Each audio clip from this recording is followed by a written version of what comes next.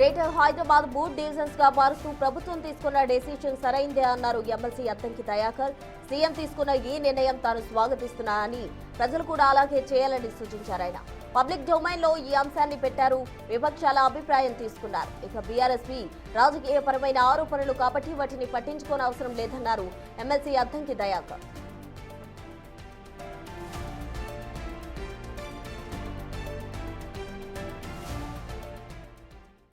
హైదరాబాద్ అనేది 3 విభాగాలుగా 3 డివిజన్స్గా ఉండడం అనేది హైదరాబాద్ ప్రజలకు మంచి మేలు జరగబోతున్న పరిణామం.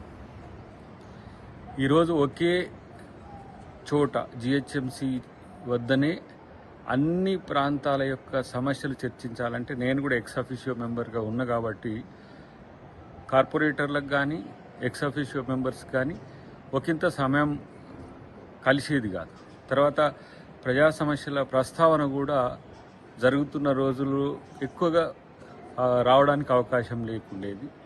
ఇప్పుడు ఈ 3 డివిజన్లు చేయడం వల్ల హైదరాబాద్ను డీసెంట్రలైజేషన్ ఆఫ్ ది పవర్, అందరూ కూడా అన్ని సమస్యలు మనం తీర్చుకోవడానికి అవకాశం ఉంది. వేగవంతమైన అభివృద్ధికి మరో ఊతమిచ్చే విధంగా ముఖ్యమంత్రి గారి నిర్ణయం తీసుకోవడాన్ని మేమందరం కూడా స్వాగతిస్తున్నాం. బీఆర్ఎస్ పార్టీ ఏదో రాజకీయాల కొరకు మాట్లాడుతున్నది.